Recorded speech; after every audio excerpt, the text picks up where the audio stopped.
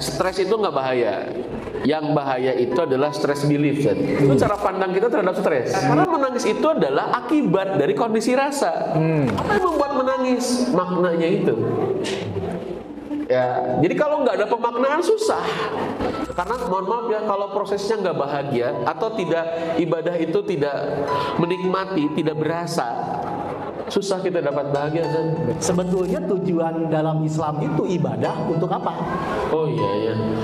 Aduh ya bunda sekalian, saya teh malu saat nerangin ini teh, karena ya di usia yang segini, walaupun saya masih di bawah 40 tahun Zan. Ya, di usia yang segini baru tahu gitu ya, aduh ya Allah. Mudah-mudahan Allah ampuni saya dan teman-teman semua ya. Kadang walaupun sempat pesantren saja, tapi kenapa itu baru tahu gitu ya?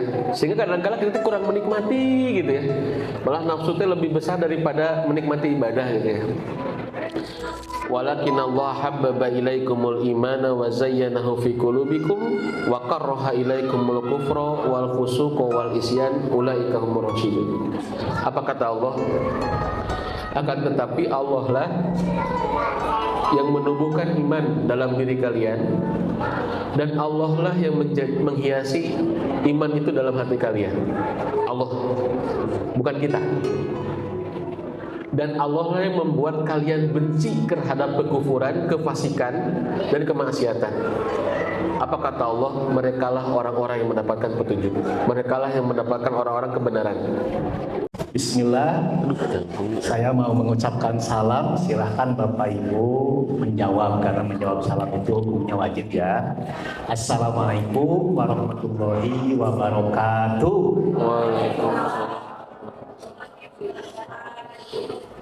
Alhamdulillah, alhamdulillahilladzi faradhas siyam wasilatal taqwa wassalatu wassalamu ala khatamil anbiya'il mustafa wa ala alihi wa ashabihi ahli sidqi wal wafa. Segala puji hanya milik Allah Subhanahu wa ta'ala. Alhamdulillah pada kesempatan sore ini cuaca yang cukup cerah ya beberapa hari ini, termasuk hari Ahad ini. Alhamdulillah kita semuanya bisa berkumpul, bermuajahah, bertatap muka di Masjid Misbahul Huda Damar Mas. Alhamdulillah. Selanjutnya sholawat dan salam semoga berlimpah pada baginda teladan sepanjang zaman, yaitu baginda Nabi Muhammad Sallallahu Alaihi Wasallam.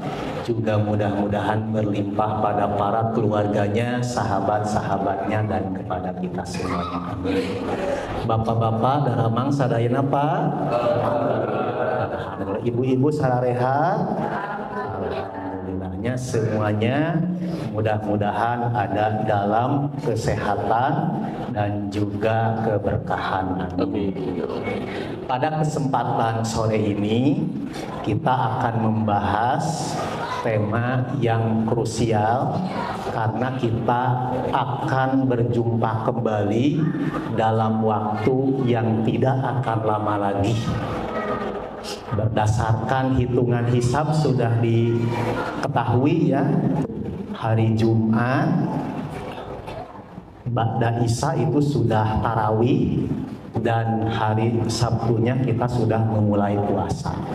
Walaupun nanti akan dipastikan dengan ru'yatul hilal ya, tapi kalaulah prediksinya itu tidak meleset, maka memulai pelaksanaan saum Ramadan itu di hari Sabtu. Wallahu a'lam. Dan alhamdulillahnya untuk penentuan tanggal 1 Ramadan ini, sepengetahuan saya tidak ada perbedaan. Adapun nanti tanggal 1 Syawalnya itu sempat terlihat, saya baca di majalah, di koran, di media, itu ada perbedaan. Ada yang insya Allah menunaikan Idul Fitrinya itu tanggal 30 Maret, ada yang 31 Maret. Tapi alhamdulillah ya, kemarin saya bertemu dengan seseorang yang beliau sebagai pengurus di komunitas tersebut. Insya Allah Ustadz untuk tahun ini kemungkinan akan sama, katanya begitu ya. Insya Allah. Baik, para ibu dan bapak yang saya hormati, ada yang tahu tema hari ini kita akan berbicara tentang apa? Oh baik, harapannya agar Ramadan terasa membahagiakan. Oke. Kita semuanya ketika masuk ke dalam bulan Ramadan, apabila jawabannya yang berasal dari relung hati itu hati kita tuh bahagia, biasa, atau justru kecewa. Ramadan geus sakedeung deui padahal mah keun we engke mun bisa mah teu aya Ramadan teh, apakah begitu atau tidak ya? Saya yakin memang jawabannya juga akan berbeda-beda. Bisa jadi memang ada yang sangat bahagia, bisa jadi ada yang biasa-biasa, dan bisa jadi ada yang tidak berharap bertemu dengan Ramadan. Mun tiasa mah teu aya syariat saum Ramadan teh, mungkin begitu. Nah, dengan demikian maka sangat penting pada kesempatan sore ini kita bahas, mudah-mudahan bermanfaat dan berguna untuk bekal kita mengarungi ya saum Ramadan yang tidak sebentar, yaitu 1 bulan, bisa 29 hari atau 30 hari. Dan di hadapan kita sudah ada Abah Hasan, untuk ya langsungnya kami berikan kepada Abah Hasan untuk memberikan mukadimah atau pendahuluan. Silakan Ustaz. Ya, turun Ustaz Ramdan, guru saya sudah membuka acara. Assalamualaikum warahmatullahi wabarakatuh. Waalaikumsalam. Alhamdulillah wa syukrulillah, la haula wa la quwata illa billah. Asyhadu an la ilaha illallah wahdahu la syarikalah wa asyhadu anna Muhammadan abduhu wa rasuluhu alladzi la nabiyya wa la rasula ba'dah, amma ba'du. Allahumma inna nas'aluka ilman nafi'an wa rizqan thayyiban wa amalan mutaqabbalan. Subhanaka la ilma lana illa ma 'allamtana innaka antal alimul hakim. Alhamdulillah, Allah Al-Muhaimin yang Maha memelihara hambanya dari berbagai macam mara bahaya, bencana, dan dengan sifatnya itu Allah mengantarkan kita untuk bisa hadir pada kesempatan kali ini.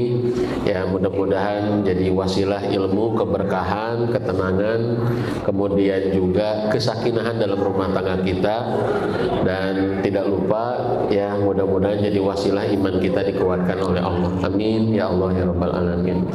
Tidak lupa sholawat serta salam semoga terlimpahkan kepada manusia yang paling berkah, ya Habibana Nabiyana Sayyidina Muhammad sallallahu alaihi wasallam. Ayah bunda sekalian, alhamdulillah ya dengan izin Allah kita bisa bersilaturahim di sore kali ini, dan cerah banget saja. Cerah banget ya. Dari insya Allah ini secerah hati kita semua ya hari ini ya. Amin ya. Kelihatannya begitu sih kalau dari raut muka mah cerah gitu lah ya.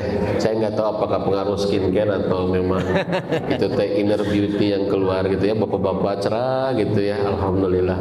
Walaupun sudah menjelang tanggal tua ya Pak ya, alhamdulillah, tapi ya alhamdulillah cerah. Nah alhamdulillah kita teh ngambil tema ini Ustaz. Tema apa ini teh?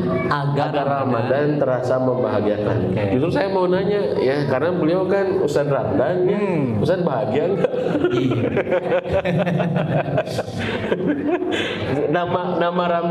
nama Ramadan itu seharusnya bisa bahagia ya? Harusnya bisa bahagia ya. Tapi Ramdan itu dari kata Ramadan, dari asal aromdu, artinya tuh cahaya panon poe paling panas pisan.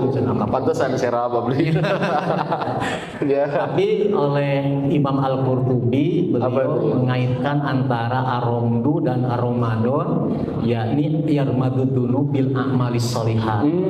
Jadi Ramadan itu adalah momentum untuk membakar amal-amal buruk kita dengan amal-amal soleh. Masya Allah ya. Maka harusnya kita tuh, saya sendiri harusnya ya. bahagia. Bahagia ya. Harusnya. Jadi aramdu teh membakar gitu ya. Betul. Ustaz panas nggak? Aduh. Siap.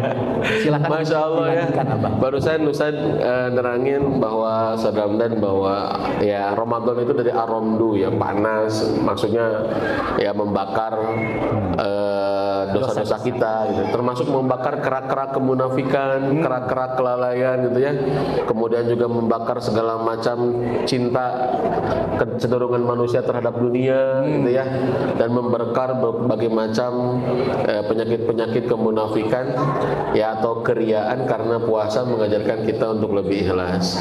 Nah, teman-teman sekalian, ayah bunda, ini Ustaz, kenapa kita ngambil tema ini? Jadi kita sering dapatin fenomena satu, ini termasuk saya sempat merasakan ya, dan mudah-mudahan alhamdulillah mudah-mudahan tidak ya, merasakan kembali perasaan ini Ustaz. Oke. Perasaan apa teman-teman? Satu ya, perasaan kalau Ramadan teh kadang-kala jadi beban. Jadi beban. Maksudnya jadi beban itu adalah terasa, aduh Ramadan deh gitu ya. Nggak tahu ini mah saya perasaan dulu kayak begitu. Mungkin ayah bunda nggak tahu kali pernah nggak ngalamin kayak begitu. Alah riwe sahur deh gitu kan ya. Apalagi kita nggak biasa saum sunat misalkan ya, di antara kita ya saum lagi, taraweh lagi gitu ya. Rada kaupahan teh beren ya, THR benernya rada kaupahan gitu ya. Tapi dak ya THR kaupahan gitu ya. Tapi kadangkala menghadapi Ramadan teh nggak bahagia. Disebutkan, tapi kalau jujur bahagia tuh bahagia gitu ya. Tapi nyebutkan tuh bahagia ada isin gitu ya. Nyebutkan tuh bahagia tuh punya aku muslim ya, tidak bahagia melaksanakan ibadah. Tapi nah hati kecil deh agak apa ya, asa nganggokan gitu ya. Sebagaimana sebagian orang kalau sholat itu asa kacoceng. Do you know the coceng kan ya? Ya tahu bapak-bapak, ibu-ibu ya.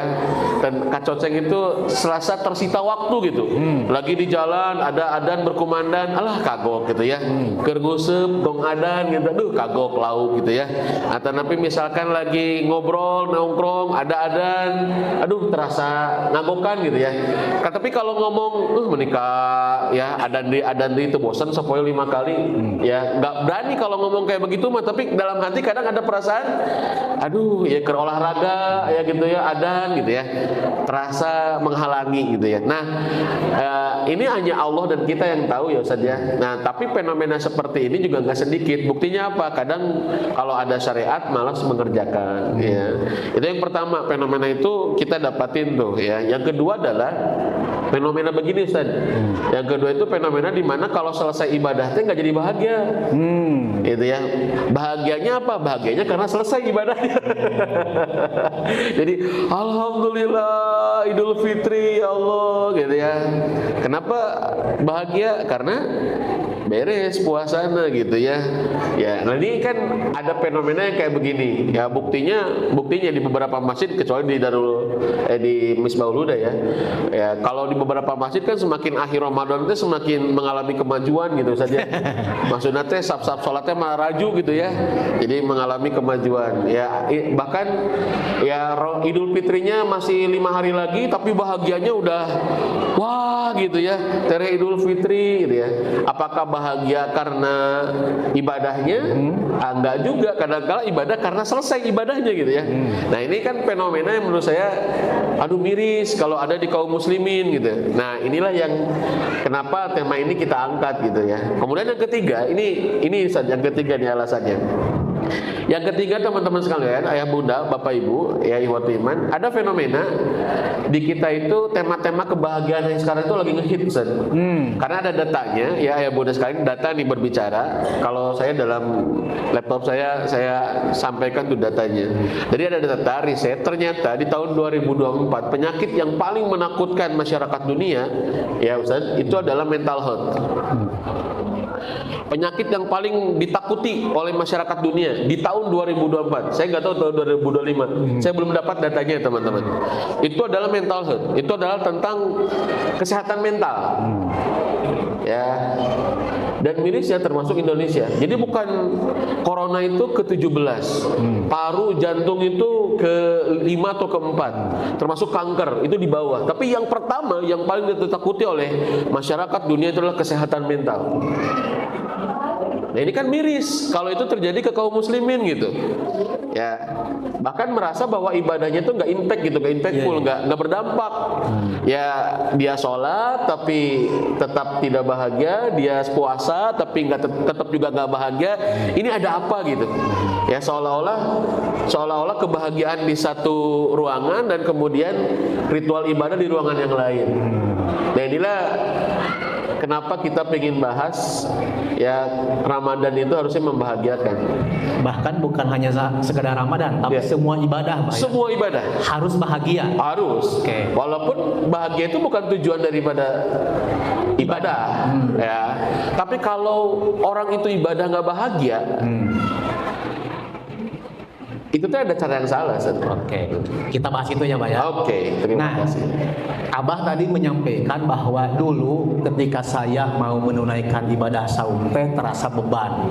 Tapi sekarang Abah sudah tidak merasa lagi sebagai beban. Berarti kan gitu logikanya ya. Tapi saya sendiri, Ramdan nih, dengan sebagian ibu-ibu dan bapak-bapak yang usianya juga mungkin sudah lebih dari 30 tahun, 40 tahun, sampai hari ini itu Bah belum merasakan kebahagiaan itu. Ustaz lebih masih kayak bebannya gitu Bah. Dan apakah hal ini bukan sesuatu yang wajar Bah? Ya. Kita masuk ke kasus saum puasa. Kan orang itu kalau makan bahagia, kalau minum bahagia. Justru kalau lapar bahagia kan rada aneh, Mbah. Lapar bahagia, haus bahagia. Justru ketika ketemu makanan bisa bahagia. Kenapa? Asalnya lapar, ketemu makan bahagia gitu, Mbah. Logika kan seperti itu. Betul. Jadi berarti omongan saya ini benar nggak, Mbah? Kan kita tuh bahagia justru ketika ketemu makanan, minuman, atau kalau suami istri bisa melakukan hubungan intim, begitu Pak? Iya. Jadi begini teman-teman sekalian, satu ya kalau dulu saya ngerasa itu sebagai beban, maksudnya bukan berarti sekarang nggak merasakan sebagai beban ya, tapi maksudnya adalah sebagai sesuatu yang beban yang menghalangi gitu ya, bukan beban yang menyenangkan gitu. Karena yang ini pertama dulu nih, karena yang penting kita juga pahami bahwa beban itu nggak bahaya. Ya kalau jadi ada sebuah riset ya kan namanya syariat itu taklif ya, ayah bunda sekalian, betul nggak? Namanya taklif ya, coba ditulis syariat sama dengan taklif. Syariat itu adalah taklif. Taklif itu apa? Beban. Namanya taklif syar'i kan dia beban syar'i.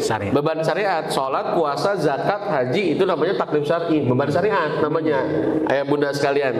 Itu beban. Tapi ingat beban itu tidak membahayakan. Ya, ini penting nih yang pertama nih sebelum kita nanti ngebahas tentang gimana caranya supaya kita bahagia. Betul. Soalnya kan makan minum itu kan juga membahagiakan. Ya. Okay. Nah, jadi ayah bunda sekalian, ini yang pertama terkait dengan beban. Jadi puasa nutup aurat itu beban bukan? Beban ya, bukan tentang bahwa oh iya beban, kenapa Bu beban tiungna beratnya 2 kilo misalkan. Ente sih gitu ya. Bukan masalah berat tiungna gitu ya, tetapi melaksanakan syariatnya itu yang beban. Betul Bang, punten. Terkadang ada ibu-ibu yang punya rambut Masya Allah bagus gitu. Lebar itu katinggali katinggali teh ku caroge hungkul gitu ya. Bahkan ada yang disebut ning ngora kene geus ditiung lebar gitu kan ya. Yang kewe geus siga emak karena ditiung. Ada yang geus kolot we gitu ya. Bahkan ada ibu-ibu yang semangat ditiung. Nah geus kolot. Itu mah kenutupan wis. Karena memang sudah meninggalkan dunia hitam kan ya. Ya. Silakan. Nah, jadi balik lagi ya ayah bunda sekalian, itu namanya taklif syar'i itu. Taklif itu ya beban gitu.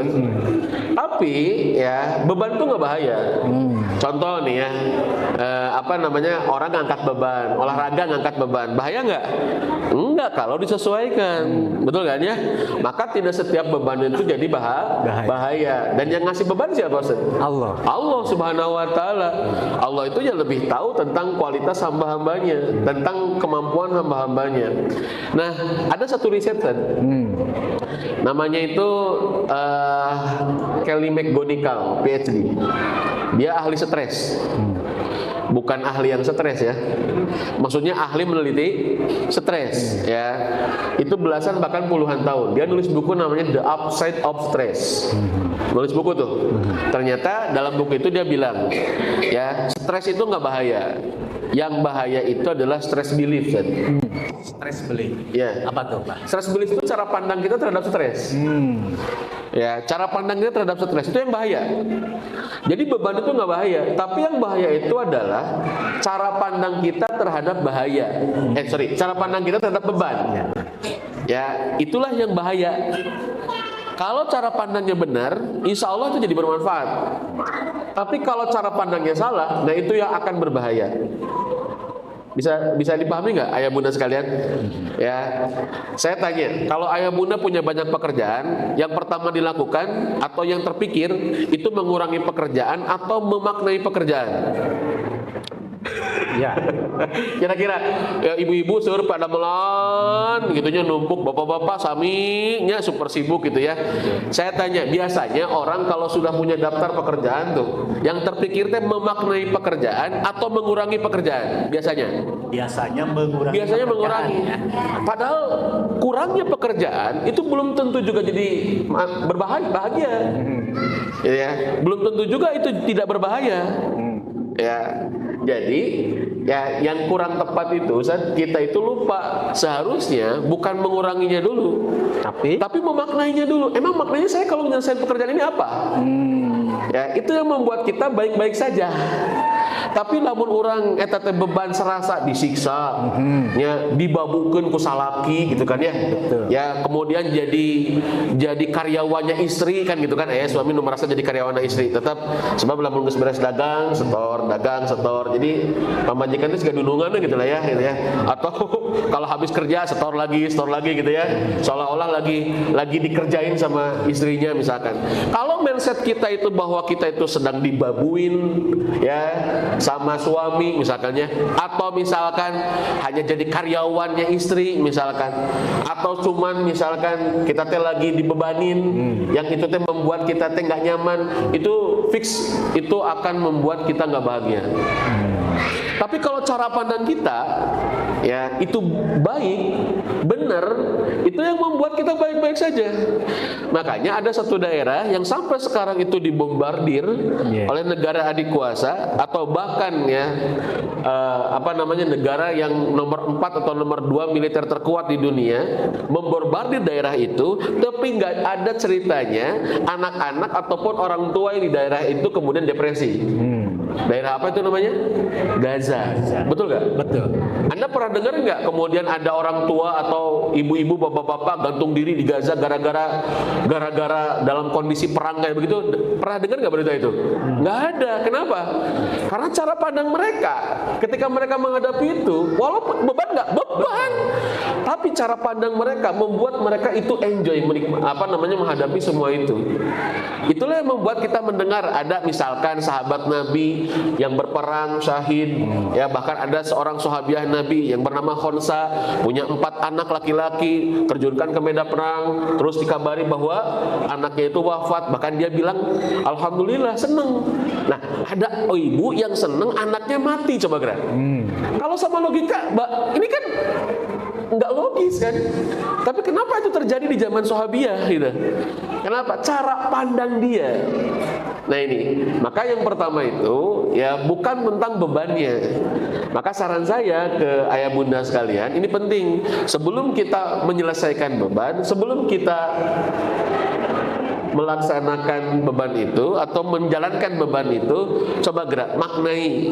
Kenapa saya terus menjalankannya? Apa maknanya buat saya gitu? Nanaonan kikian tuh gitu. Nah, itulah yang membuat ya teman-teman sekalian beban itu dinikmati.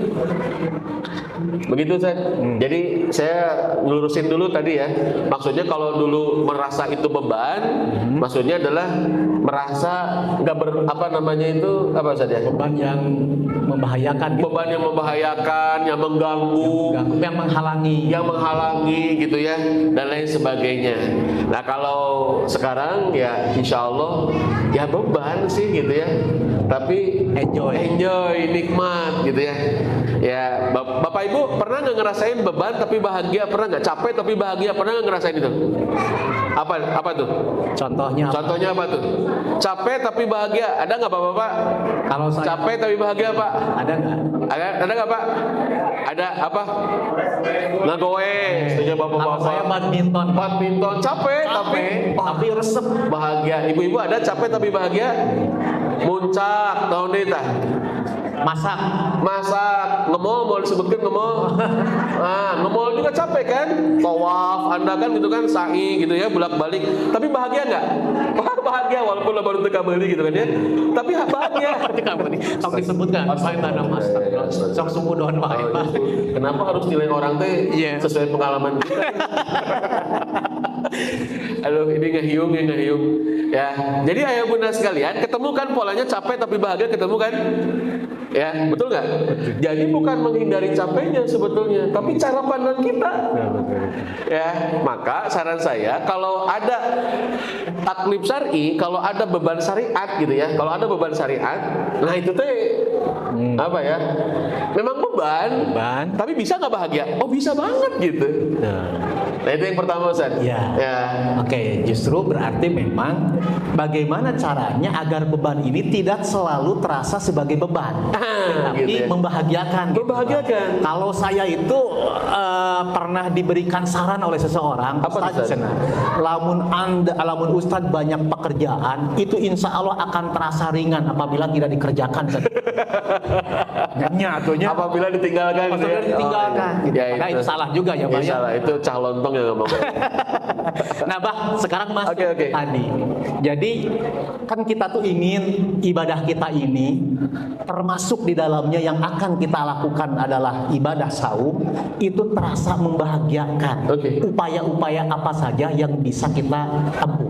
Ya, jadi kalau ditanya upaya gimana supaya membahagiakan, karena kalau kita teman-teman ayah bunda sekalian kan jelas ya ulaika humul faizun atau dalam Quran surat Al-Mu'minun kan disebutkan a'udzubillahi minasyaitonirrajim bismillahirrahmanirrahim qad aflahal mu'minun, kan jelas ya orang mukmin pasti bahagia tuh, pasti apa saja beruntung gitu ya, pasti bahagia. Nah, gimana supaya kita seperti itu? Nah, yang pertama ya tadi ya dapatkan meaningnya, dapatkan maknanya ya. Ini penting ayah bunda sekalian supaya kita saya miris soalnya ada orang ya termasuk saya mengalami gitu. Kok kenapa kita ritual ibadah tapi nggak membuat kita senikmat olahraga gitu. Ibu-ibu kan bapak-bapak kalau udah olahraga gitu ya, walaupun ya pulang olahraga capek gitu ya. Olahraga kan ngeluarin kalori 2000 kalori gitu ya, pulangnya ngaliwat 5000 kalori gitu kan ya gitu ya. Jadi ayah bunda sekalian ya, Bapak Ibu sekalian, nah kenapa kita bisa nggak kita ibadatnya sebahagia itu gitu? Capek tapi gitu ya, bahagia banget gitu. Bahkan mungkin ada momen di mana kita menangis saking bahagianya, ya saking bahagianya, bukan saking capeknya ya, tapi saking bahagianya. Maka kalau saran saya adalah maknai, dapatkan meaningnya, dapatkan pemaknaannya. Nah itu yang pertama itu cara memaknainya bagaimana, Abah? Oh iya. Jadi cara memaknainya minimal 3 minimal 3 nih teman-teman sekalian. 3 ini. Dan ini sudah dirumuskan oleh para ulama. Ya 3 cara bagaimana kita memaknai ibadah, dapat meaningnya tuh ya. Sampai pernah dengar nggak Kemudian Husain bin Ali bin Abi Thalib kalau mau kalau mau sholat, kemudian dia sampai baru takbirnya aja udah mulai menangis. Ya, Anda pernah dengar kan kisah bagaimana Nabi Muhammad kalau mau selesai Idul Fitri atau mau selesai Ramadan, mau Idul Fitri teh Rasul teh menangis. Kan gitu kan ya? Pernah ada riwayat itu saja. Kita nggak bisa begini, nggak bisa begini. Nah, hanya orang terjeri gitu, jeri.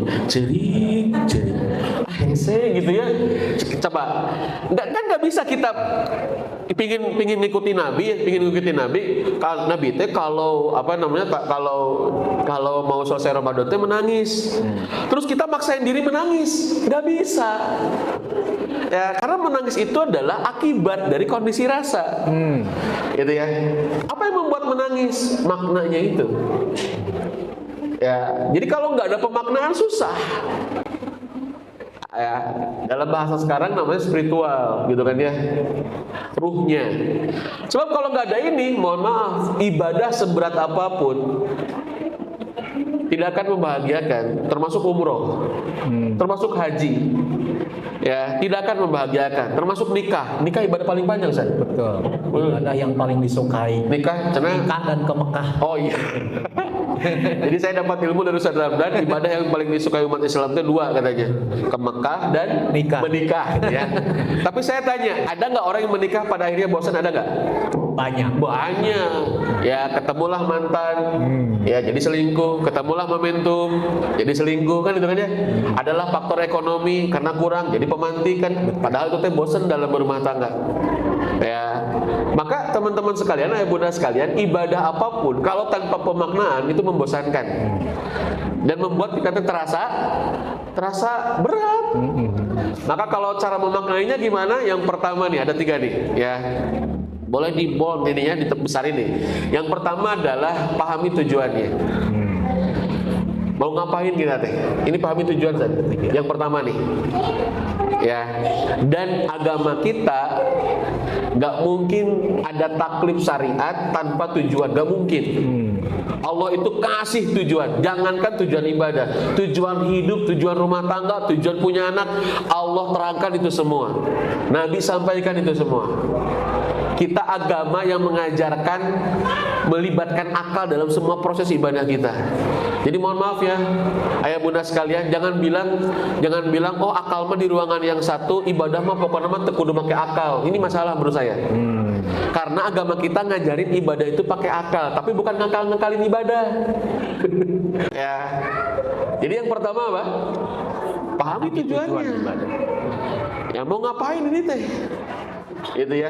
Dengan ibadah ini teh mau ngapain? Yang kedua, ayah bunda sekalian, ini penting nih. Yang kedua, fadhailnya. Yang kedua itu apa? Fadhailnya. Yang kedua itu fadilahnya. Ketahui fadilahnya. Apa fadilahnya, ayah bunda sekalian? Ya, fadilah setiap ibadah atau fadilah secara umum. Apa tujuannya? Apa tadi? Fadilah. Punten, manusia itu fitrahnya mau melakukan sesuatu yang menguntungkan, betul nggak? Betul. Dan manusia itu fitrahnya mau menghindari sesuatu yang merugikan. Sepakat nggak? Sepakat. Ada nggak di sini, Bapak? Kenapa datang ke pengajian? Ingin susah? Ada di sini yang begitu?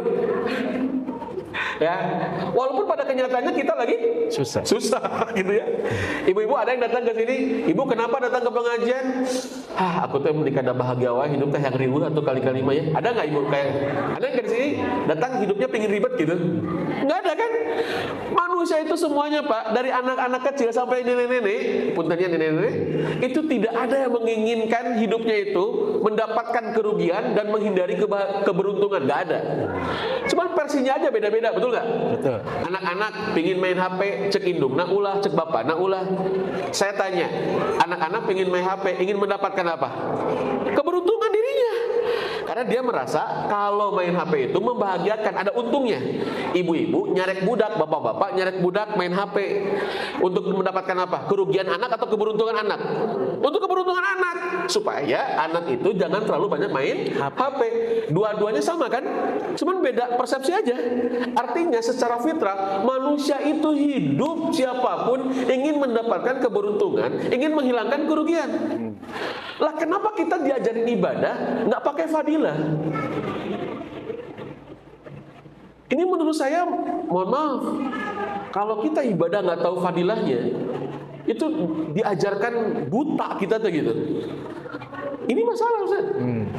Tunjukkan ke saya, punten ayah bunda, ini sependek yang saya tahu ya, mohon maaf jika saya keliru, Ustaz, mohon diingatkan. Tunjukkan amal soleh mana dalam agama kita yang nggak ada keutamaannya. Tunjukkan profesi kebaikan apa di dunia ini yang nggak ada keutamaannya. Tunjukkan ke saya. Sependek yang saya tahu nggak ada. Jadi petani ada keutamaannya, jadi guru ada keutamaannya, betul nggak? Jadi suami ada keutamaannya, Pak? Ada. Bapak tahu keutamaan jadi suami? Nggak tahu? Pantesan tuh yang pindah jadi istri. Ibu tahu keutamaannya jadi istri gitu? Tahu? Halo? Pantesan bara roset. Ibu tahu nggak keutamaan jadi istri? Oh, saya teh keutamanya jadi istri teh menurut agama saya teh ini. Jadi ibu tahu keutamaannya? Jadi ayah tahu keutamaannya? Halo. Itu bapak-bapak ibu-ibu bawa tekar aja. Ya, ayo, itu ada dalam Islam, Pak. Jadi ayah apa keutamaannya? Jadi politikus ada keutamaannya nggak dalam agama kita? Ada. Jadi pedagang ada keutamaannya nggak di agama kita? Ada. Saya tanya, utama mana? Hari ini utama mana? Saat ini utama mana? Yang ngomong atau yang mendengarkan? Yang ceramah atau yang mendengarkan? Utama mana? Mendengarkan? Yakin deh. Ayo bapak-bapak, utama mana, yang mendengarkan dengan yang ngomong? Dua-duanya. Ya, yang paling utama adalah yang paling ikhlas. Yang mendengarkan ada keutamaan. Betul nggak? Yang ngomong ada keutamaan. Keren, Pak. Saya tanya, jadi anak, ini bukan jadi orang tua, jadi anak ada keutamaan nggak? Ada. Hebat agama kita. Jadi saya heran kalau ada orang muslim gak bahagia itu apa isi kepalanya gitu. Sedangkan semua peran kebaikan itu membuat kita bahagia. Karena kita nggak tahu keutamaannya, akhirnya apa? Kita insecure. Bahkan yang paling miris itu ada guru Quran yang pada melanaun, ngaulang ikro. Ya Allah, kenapa nggak merasa keren gitu? Atau ada yang jadi ibu rumah tangga, ibu apa namanya, gimana kerjanya sehari-hari apa? Sebagai ibu rumah tangga. Abdi mah di bumi ya di Singapura gitu ya, di sisi ke tengah ke dapur gitu ya. Abdi mah, hei, kenapa ada orang yang jadi ibu rumah tangga nggak pede gitu? Ini mohon maaf, ini masalah menurut saya. Keinsecurean ini, ketidakpercayaan diri ini, unconfident ini, kenapa muncul? Mohon maaf, karena kita salah satunya, teman-teman sekalian, bunda, nggak paham dengan keutamaan. Ya, terus ada orang yang sudah ibadah, nggak merasa mendapatkan sesuatu gitu. Menurut saya, salah satu faktornya adalah karena nggak tahu tentang fadilahnya. Ya, nggak tahu tentang fadilahnya. Makanya yang kedua, supaya kita memaknai teman-teman sekalian, bunda sekalian, sok tahu keutamaannya. Kita kena tebih-tebih lah fadilah haji anu urang kacantang tos misalkannya, da masih kena tebih kan Zulhijjah. Ayeuna mah fadilah keutamaan yang ayah bunda kerjakan sendiri. Ayah bunda sebagai apa? Sebagai pedagang, sok cari keutamaannya dalam agama. Ya. Sebagai apa? Sebagai guru, cari keutamaannya. Ya, sebagai apa? Sebagai istri, apa keutamaannya? Agama kita mengajarkan ilmu fadilah. Makanya para ulama dulu selalu ada ilmu fadhail, selalu ada ilmu keutamaan. Itu yang kedua, Siap. Lalu yang ketiganya, jadinya kan tiga. Oh iya, tiga ya. Yang ketiga apa itu? Yang ketiga itu adalah cari hikmahnya ya bunda sekalian. Kalau keutamaan biasanya kalau Allah, kalau Rasul, kalau hikmah itu lebih luas. Hikmah itu lebih luas. Hikmah, contoh, keutamaan sholat berjamaah, keutamaan mencari ilmu, itu kalau Allah, kalau Rasul tuh. Tapi kalau hikmah, setiap kita bisa mendapatkan hikmah masing-masing. Contoh, ya hikmah sholat berjamaah bagi saya misalkan, Pak Pendak jeung Pak RW, Pak Pendak jeung Pak DKM, misalkan begitu. Itu kan hikmah, ya. Itu apa hikmah sholat berjamaah? Saya lebih sehat karena jalan kaki, misalkan begitu. Jadi hikmah mah lebih luas, ya. Dan hilangnya hikmah tidak menjadi ibadah itu gugur. Jadi ayah bunda sekalian, setiap kita punya pasti cara pandang terhadap satu kejadian. Nah, kira-kira ambil hikmahnya. Hikmahnya bagi kita itu apa? Ya, biasanya para ulama sudah menentukan, atau lebih luasnya lagi, kita punya hikmah yang berbeda setiap kita karena kita punya cara pandang yang berbeda. Apa hikmahnya?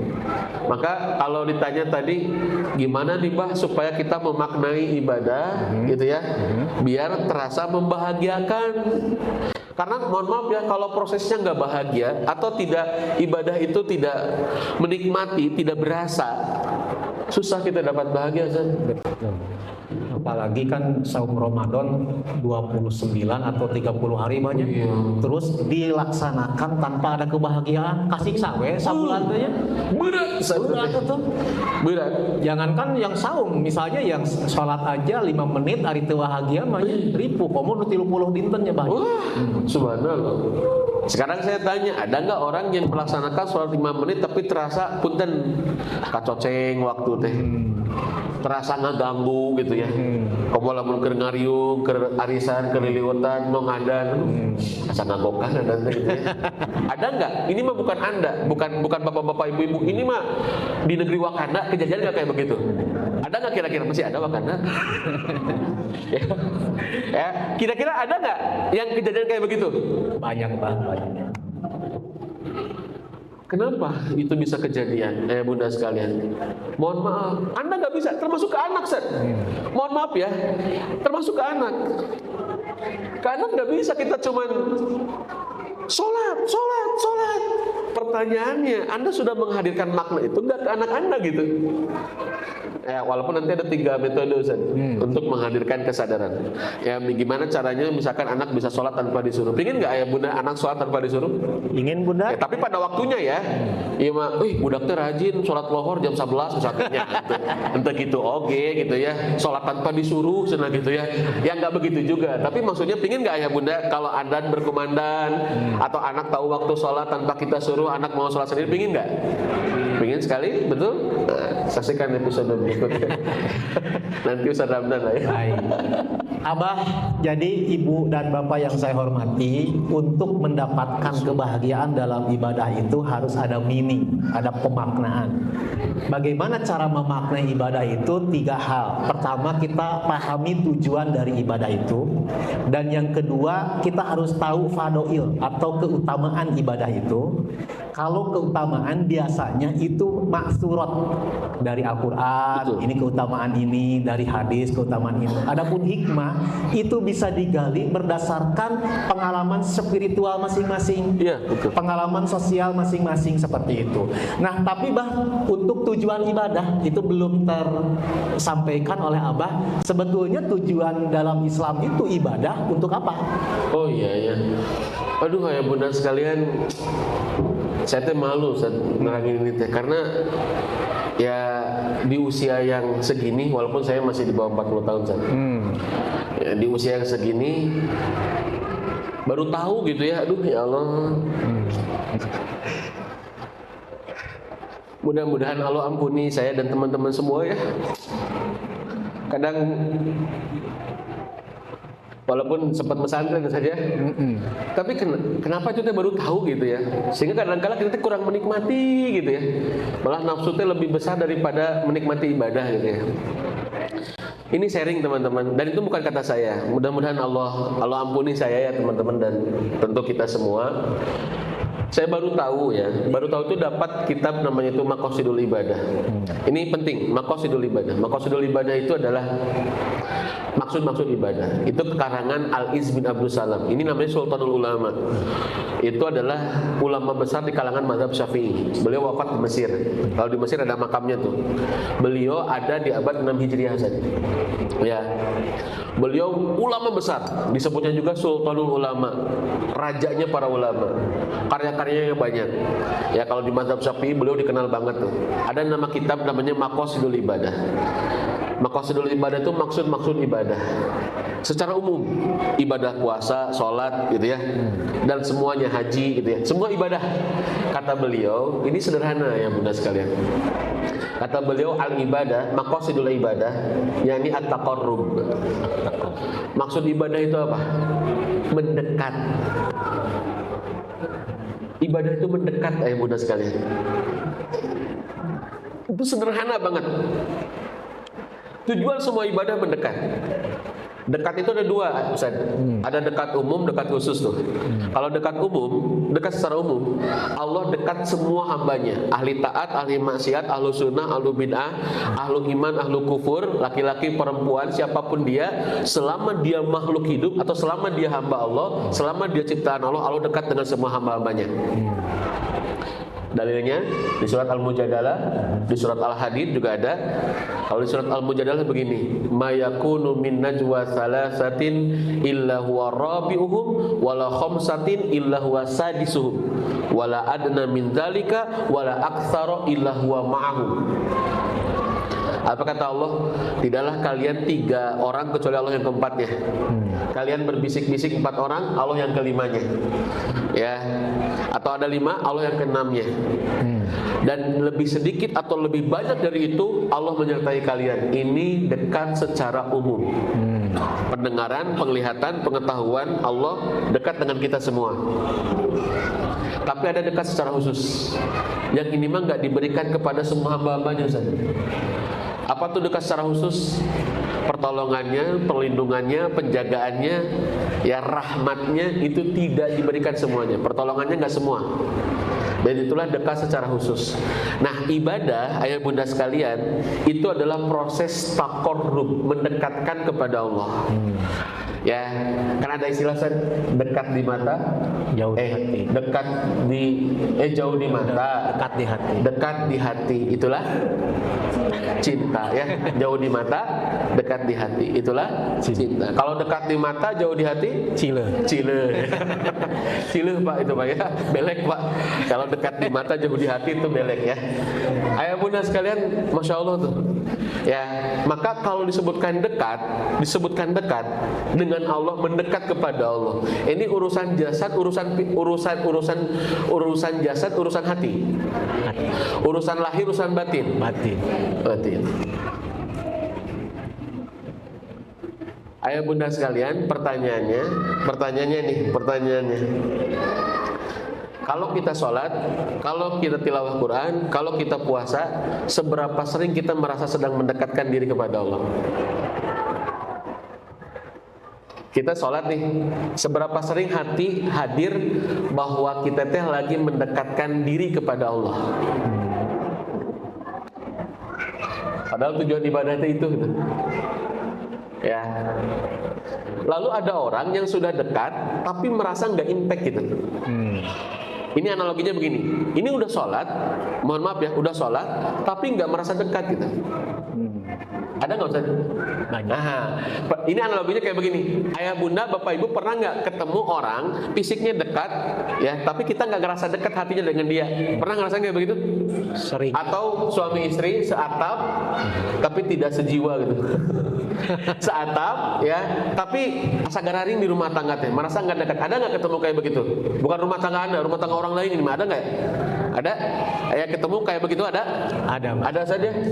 Itu perumpamaan orang itu sudah waktunya mendekat, tapi karena hati tidak merasa dekat, jadi akhirnya nggak ada impact gitu ya. Nggak ada koneksi ya. Nggak ada koneksi gitu. Jadi raganya itu sedang sholat. Iya.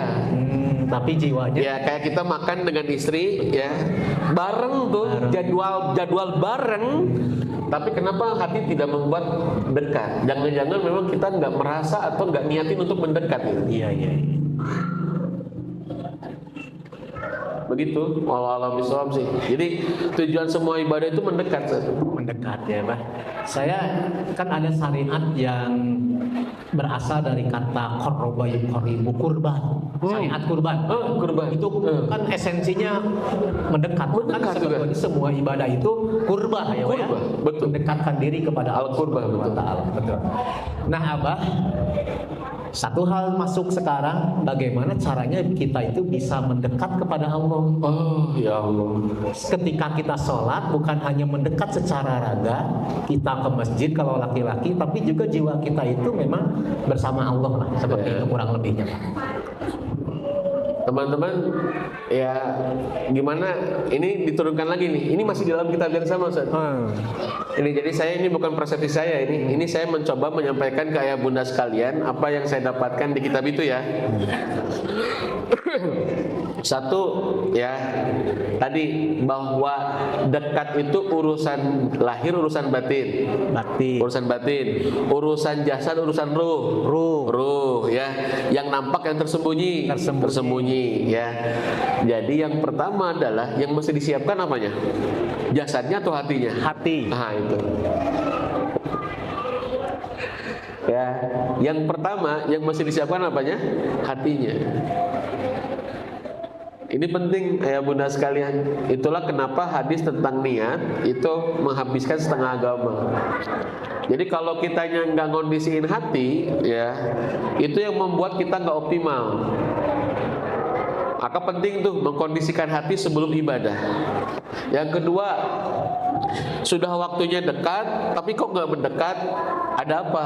Karena bisa jadi nggak niat, tidak niat untuk mendekat. Contoh, punten bapak ada di rumah, tapi nggak dekat dengan anak, misalkan ya, atau ibu ada di rumah, tapi nggak dekat dengan suami, padahal suami ada di rumah, ya.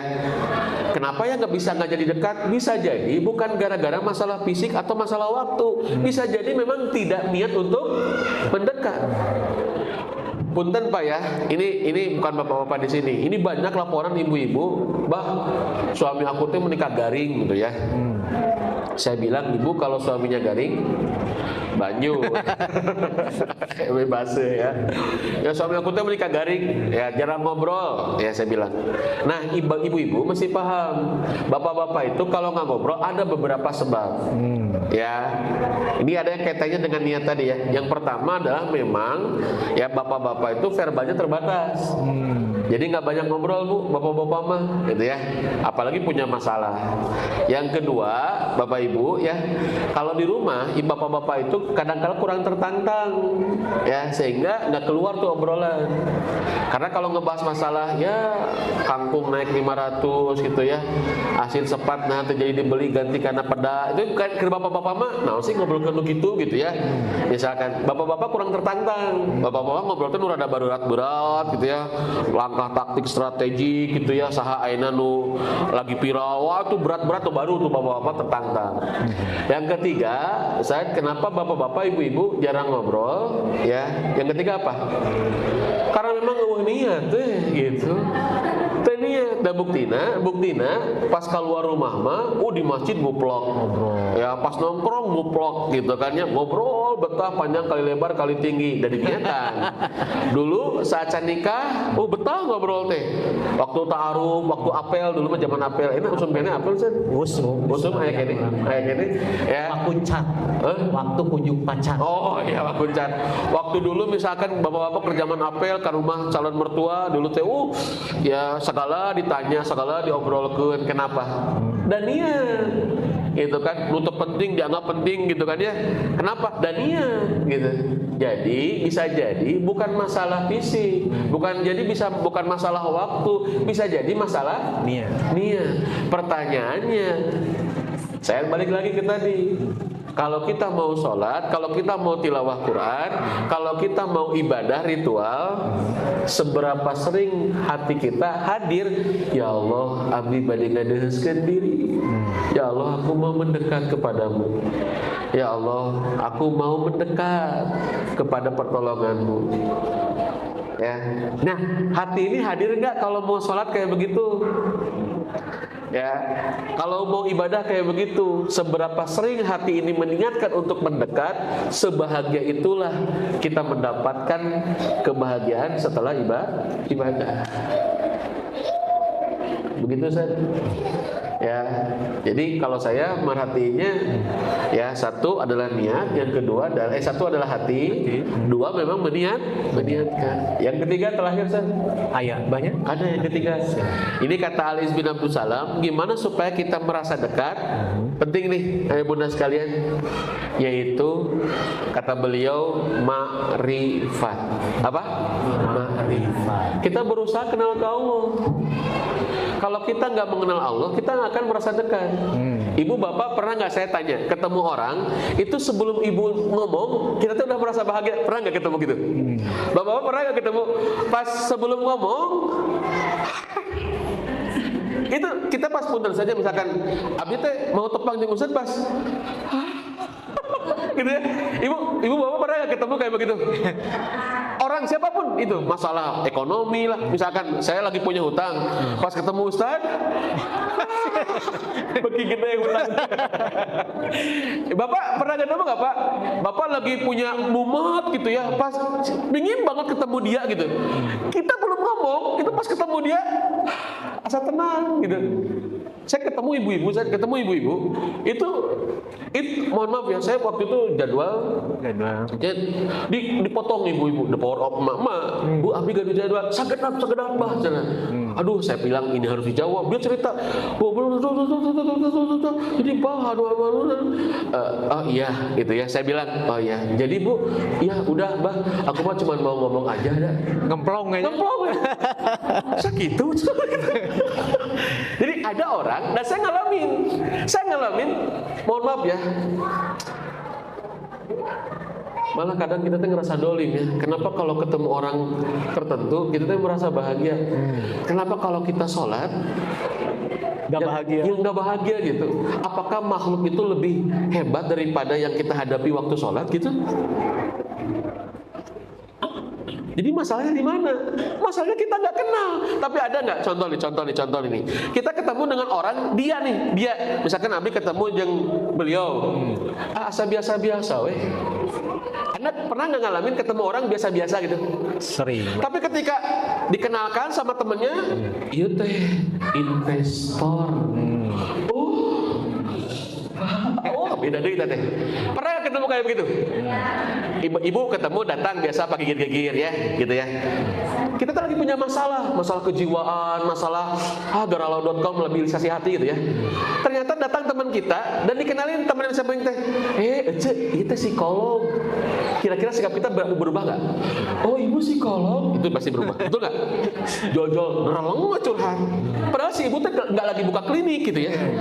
Tapi eta gigiran jauh curhat. Bapak pernah nggak ketemu orang kayak begitu Pak? Ya, kenapa? Ma'rifat. Karena kita kenal.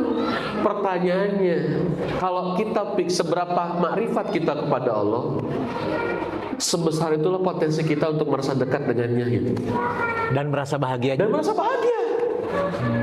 Bahkan mohon maaf, itu sebelum selesai, sebelum ngomong kita bahagia. Kenapa?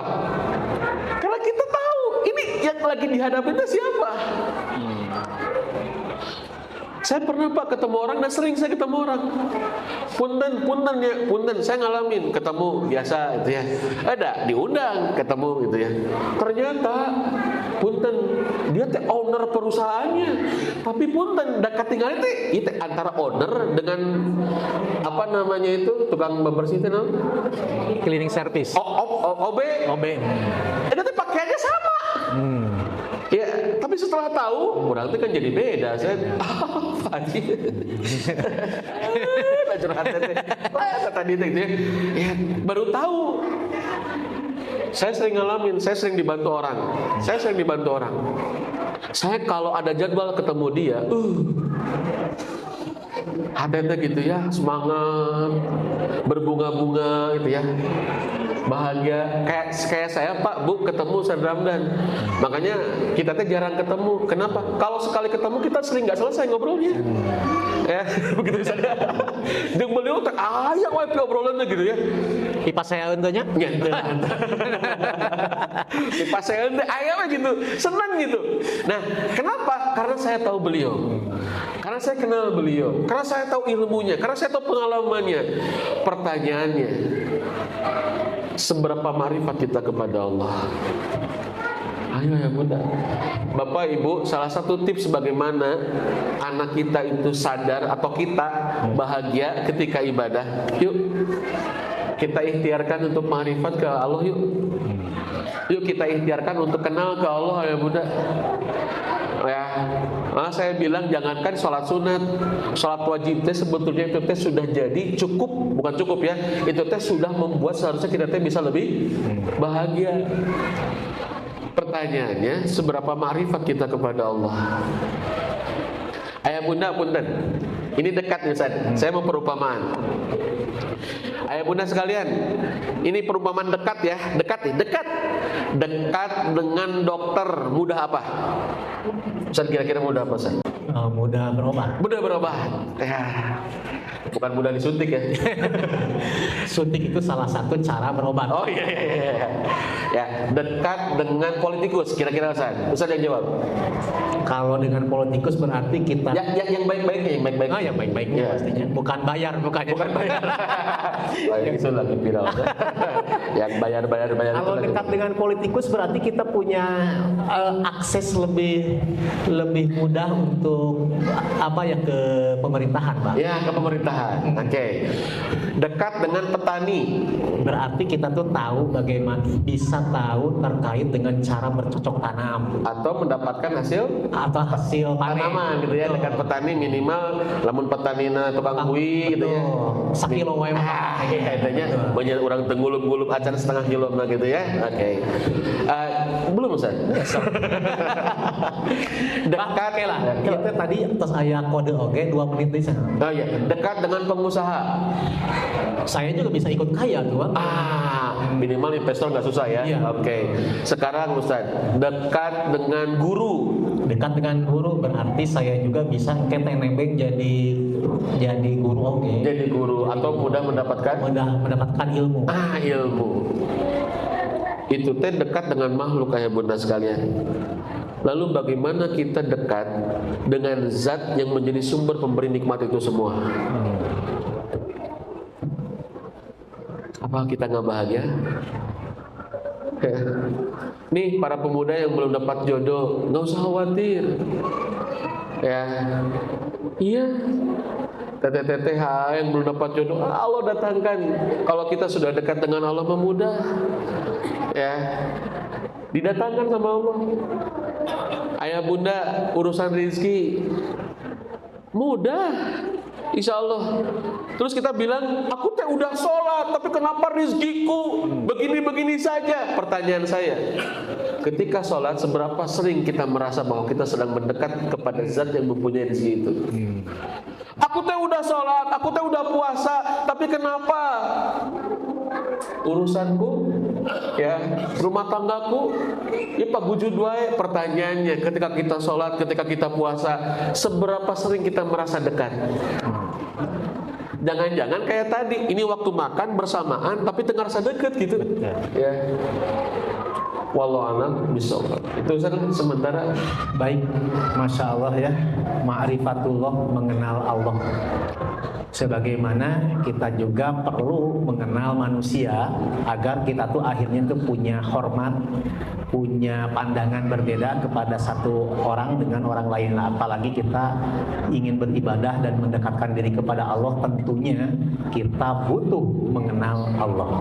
Ma'rifatullah. Baik, ayah bunda, para ibu dan bapak yang saya hormati, sekarang sesinya kita tanya jawab untuk memperdalam ya kajian kali ini, membahas agar Ramadan terasa membahagiakan. Ya, dan nanti yang bertanya sekaligus mendapatkan door prize tadi Ustaz. Wah, seger door prize-nya. Dan door prize-nya juga saya persilahkan untuk memilih ya. Untuk bapak-bapak 1 orang dulu, untuk ibu-ibu 1 orang. Dari bapak-bapak ada? Oke, langsung saja ibu-ibu yang kerudung sebelah sini. Nah, itu. Silakan Ibu disampaikan pertanyaannya. Ini teh satu Terima kasih atas waktunya. Ingin bertanya mengenai pemaknaan dalam ibadah. Bagaimana Pak caranya untuk mempertahankan ibadah, pemaknaan di dalam ibadah, dikarenakan sifat iman seseorang itu fluktuatif, naik turun. Lalu bagaimana agar pemaknaan dalam ibadah kita itu semakin meningkat bukannya menurun? Mungkin itu saja Pak. Langsung dijawab Pak atau kita tampung dulu? Tampung dulu, Tampung dulu ya. Untuk bapak-bapak ada atau tidak ada? Kalau tidak ada langsung ke ibu-ibu. Mangga Bu.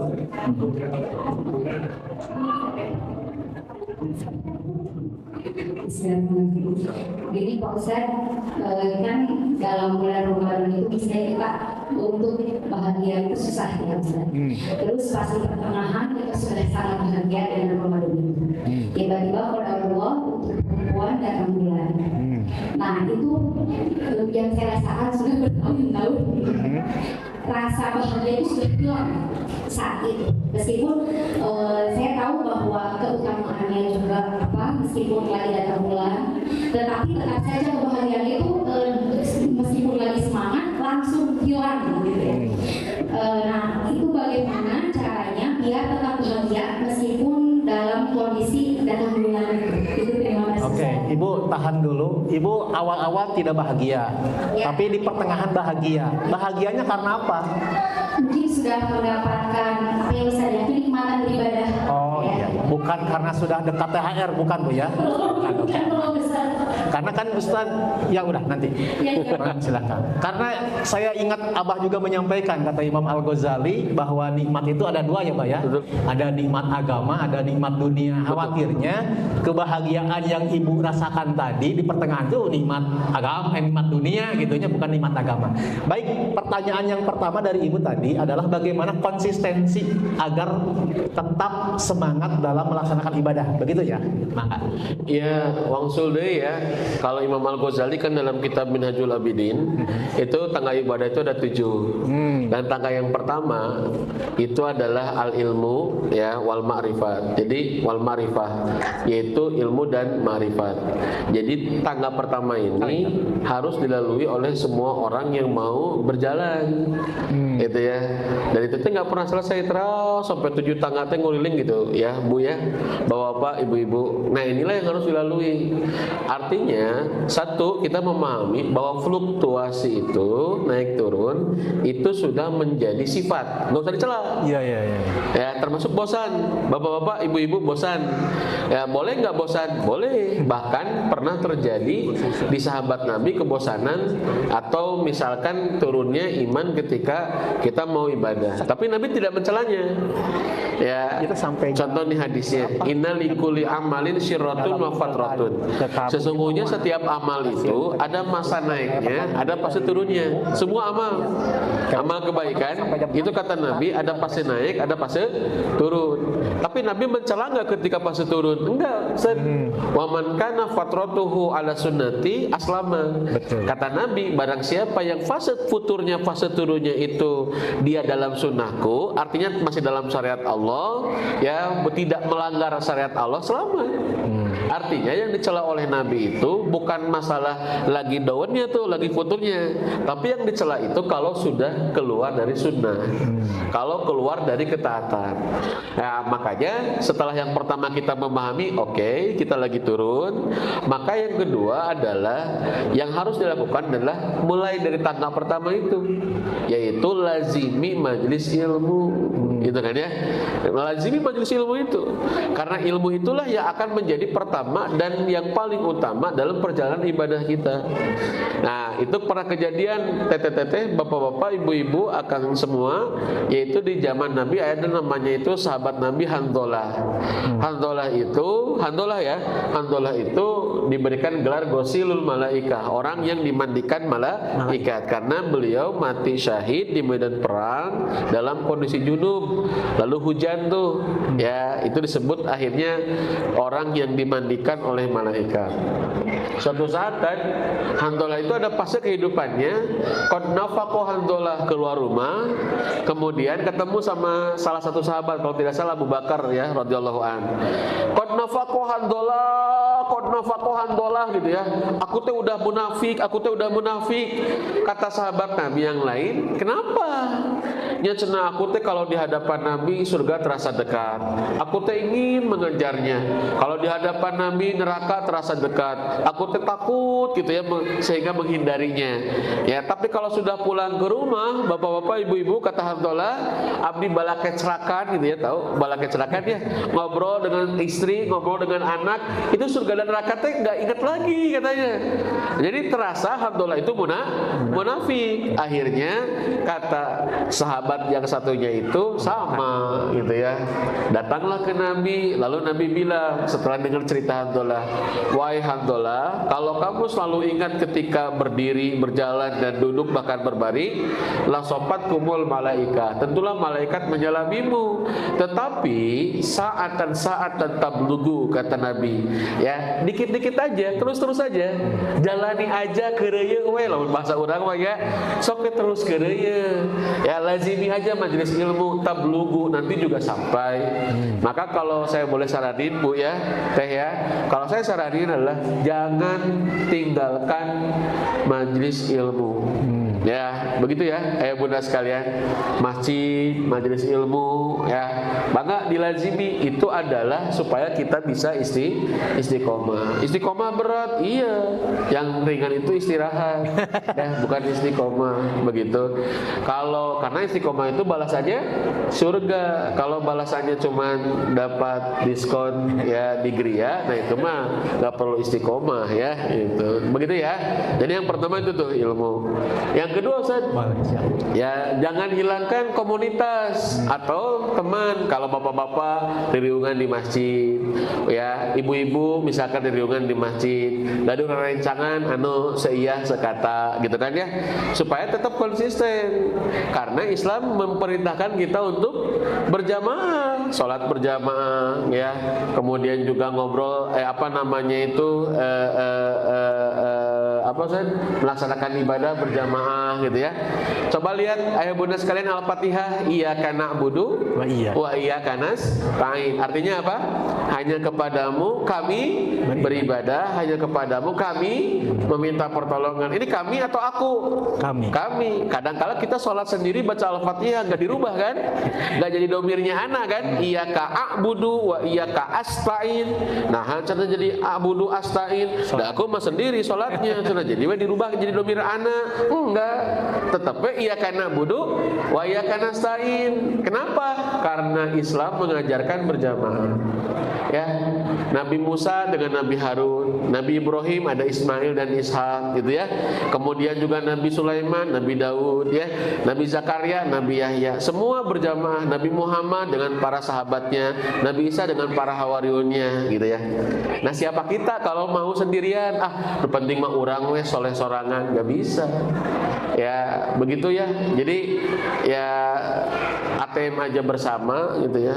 ATM bersama kan saja. Masa kita sendiri.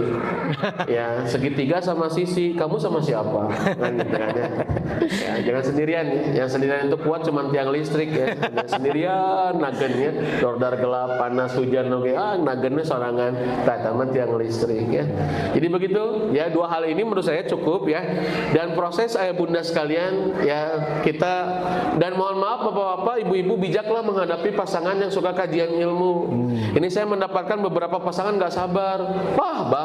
Eureun lah ngaji teh pamajikan teh. Nah, kunaon saya bilang, ya atuh udah cenah ya siga anu perubahan cenah gitu ya. Saminggu 2 kali we ngaji teh haban cenah, tapi hoak-hoak ka salaki jeung ka budak asa teu eureun-eureun gitu ya.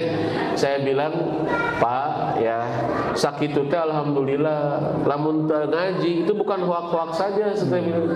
Bisa jadi bapak teh digegel, saya bilang gitu ya. Ya, jadi segitu teh udah uyuhan saja. Nah, ke anak, bunda sekalian, ya jalani aja. Ya, ibu-ibu juga sama ya, ke suami suami mohon bijak, karena ada juga ibu-ibu yang nggak bijak juga gitu ya menghadapi suami yang suka ngaji gitu ya. Ya, dan itu teh kita bijak, itu teh udah luar biasa. Setidak-tidaknya merawat ya keinginan baik dan terhindar dari maksiat. Makanya kata Abu Darda ya, majlisul ilmin wahid yukafiru ya sab'ina majalis sahwin. Satu majelis ilmu itu bisa menghilangkan 70 majelis kelalaian. Bapak Ibu di sini itu kan duduk ya, nggak ada yang sambil main Free Fire atau Mobile Legend kan, nggak ada kan ya, tuh sambil duduk kan, atau nggak ada yang sambil ngobrol ya, alhamdulillah gitu ya. Minimal di masjid mah ya kita teh ada kebaikan, walaupun selesai itu ya itu kan dikembalikan lagi saja. Dua hal itu ya Bu ya, mudah-mudahan bisa diamalkan. Itu kiat istiqomah dari Abah. Kalau istiqomah itu berarti selalu semangat terus, kayaknya nggak ada yang istiqomah. Nggak ada. Ya, tapi justru istiqomah mah yaitu ketika malas pun tetap melakukan ketaatan. Gitu. Haroream ya. Karena memang haroream itu bukan hanya sekedar masalah iman, Bah. Masalah fisik juga. Abah pernah tuh merasa haroream berangkat ke majelis ilmu yang sudah terjadwal? Pernah kan? Kamu lamun kabayang misalkan mustamina teh pikir sebelum hunkul malas pisan saja. Bukan Bah, karena mungkin Abah itu sudah capek. Ya. Akhirnya tuh kudu berangkat lagi. Nah, itu kan faktor lagi. fisik. Ya. Faktor fisik bukan masalah iman di sana. Ya. Nah, masalahnya kalau orang munafik, Ya. ketika mereka itu berdiri untuk sholat, solu kusala, mereka itu sholat dalam kondisi Malas ya. malas. Nah, seperti itu. Mudah-mudahan haroreamna kita itu bukan gara-gara faktor iman, tapi karena mungkin di antaranya faktor fisik. Nah, termasuk tadi faktor fisik mah yang haid. Betul. Ya. Itu nyambung juga masalah konsistensi. Nyambung juga. Ini saya mau, makanya ya, pahami mana maqasid, pahami mana wasail, mana goyah, mana wasail, mana tujuan, mana sarana. Saya tanya, ibadah itu tujuan atau sarana? Tadi sarana. Tapi kan sholatnya wajib, sarana yang wajib. Ngerti nggak? Tujuannya apa? Mendekat diri ke Allah.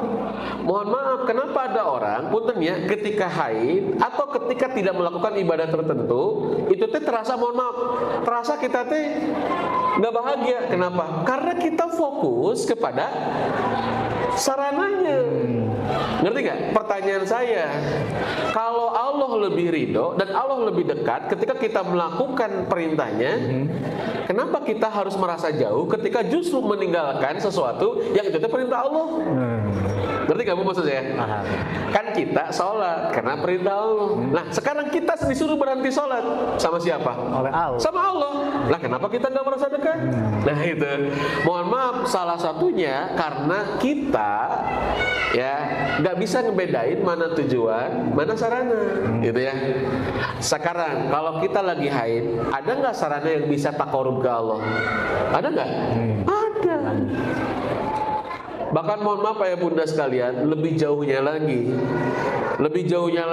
nanti takarub itu bukan hanya ritual, termasuk amal-amal sosial, ya amal-amal individual. Makanya 3 hal tadi Bu ya, yang membuat kita dekat apa tuh? 1 niat, 1 hati, 2 niat, punya niat tuh mendekat. Yang ketiga tadi apa Ustaz? Ma'rifah. Nah itu Bu, yang diperkuat itu.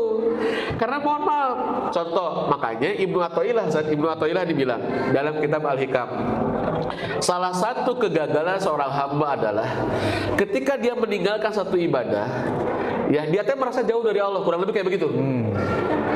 Itu menunjukkan bahwa dia bergantung kepada amal ibadah itu bukan kepada Allah, ngerti nggak?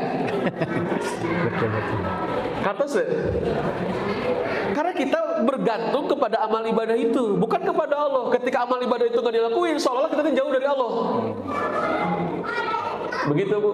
Kenapa? Mohon maaf, karena kita, mohon maaf ya, ini termasuk saya Bu ya. Ini pertanyaan ini bukan autokritik juga buat saya. Karena kita, mohon maaf, merasa itu tuh tujuan. Aku mah kalau nggak pakai Grab, aku tuh nggak nyaman. Padahal rek Grab, rek Gojek, rek InDriver, masalah. Yang penting orang nepi kan begitu. Tapi karena mohon maaf kita teh menjadikan itu sebagai tujuan, ketika ganti, kata teh itu enak hati. Pokoknya dah yang Grab aku mah. Ya mau Gojek mungkin driver misalkan begitu ya. Karena kita terbiasa menjadikan itu teh sebagai tujuan. Nu penting mah cupar ibadah gitu ya. Yang penting tuntas, yang penting begitu. Jadi maksud saya, gimana caranya Bu? Tadi mana sarana, mana tujuan. Maka yang mesti diperkuat 3 hal ini. 1, hadirkan hati. 2, ya hadirkan niat untuk mendekat. Yang ketiga, Ibu perkuat dengan ilmu ma'rifat. Ya belajar lagi Asmaul Husna, belajar lagi kenalin Allah gitu ya, supaya kita tuh merasa dekat. Wallahu a'lam bishawab. Begitu ya Bu ya. Masyaallah ya. Ilmu yang Saya tanya. Mohon maaf, ari pahala kita teh didapatkan karena melaksanakan perintah Allah atau karena melaksanakan ibadah? ayo jawab Bu. Melaksanakan perintah Allah karena melaksanakan ibadah. Melaksanakan. Perintah Allah bukan karena ritualnya kan? Betul tidak? Bukan karena sholatnya kita mendapatkan ridho Allah teh, tapi karena ya itu tuh perintah Allah gitu. Kalau Allah, saya tanya, punten Bapak Ibu, Allah teh lebih ridho kepada orang yang sedekah atau kepada orang yang tidak sedekah? Kalau tidak sedekahnya gara-gara kamu punya uang, apakah Allah jadi nggak ridho kepada orang yang nggak sedekah? Enggak kan? Betul tidak? Paham maksud saya nggak? Bapak nggak sedekah, apakah berarti Allah jadi nggak ridho ke Bapak? Belum tentu. Kenapa? Bisa jadi memang nggak punya yang ingin disedekahkan. Bisa jadi seseorang, saya tanya, keridhoan Allah itu pada si kaya, pada si miskin, pada laki-laki itu pada perempuan? Hah? Ayo. Pada siapa Bu? Pada perempuan, pada laki-laki. Iya, tidak kepada orang yang ikhlas kan begitu. Artinya, mohon maaf Bapak-bapak, ini orang yang sakit nih, saya sering ngamalin. Aduh, abi tehnya jadi tetiasa beramal soleh gara-gara sakit. Saya tanya, kalau Allah lebih ridho kita sakit, apa masalahnya? Bapak-bapak ada nggak? Punten, ada nggak yang merasa insecure kalau kita nggak bisa sedekah gede? Ada nggak? Aduh, nggak bisa sedekah gede. Karena memang kita nggak punya. Terus kalau Allah ridho menjadi kita orang yang nggak punya, apa masalahnya? Siapa Allah lebih ridho kepada orang hidup atau kepada orang yang wafat? Ayo. Ya, kan keridhaan Allah itu pada orang yang hidup, pada orang yang wafat. Betul tidak? Betul. Jadi kalau Allah ridho kita wafat, apa masalahnya? Ayo bunda sekalian.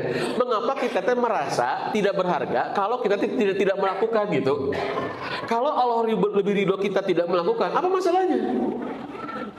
Bisa dipahami nggak? Contoh, Bapak Ibu mau badai sodakoh ke masjid, ya. Ternyata, mohon maaf Ibu Bapak, ya sudah tutup karena tadi ada orang yang sudah sodakoh memenuhi kebutuhan kami. Bapak terjadi sodakoh, terus ambek. Kela. Ngabet amuk. Ridho siapa yang dicari? Kalau Allah lebih ridho kita tidak jadi mengeluarkan uang, apa masalahnya? Saya nih Pak, Bu puntennya sering begini. Badai ngajar. Terus hujan, pengajian hujan, tes. Dulu saya kesel, hujannya. Padahal kan saya teh badai melakukan kebaikan gitu ya, betul nggak? Kan saya teh, ya Allah, abi teh lain rek dugem ya Allah, abi teh lain rek musep, abi teh lain rek ulin, abi teh rek ngajar, menikah hujan, jadi usah utikan gitu kan? Saya dulu kayak begitu Pak. Sudah tobat tuh saya kemarin. Terus kalau Allah lebih ridho, ya bahwa ya kalau Allah lebih ridho kita kebaikannya cuma dibatasi wayahna Abah Hasan kebaikannya cuma dapat 5, Allah tadi targetkan 5, apa masalahnya?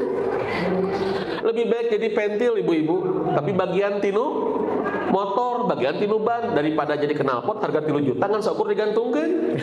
Betul tidak? Betul.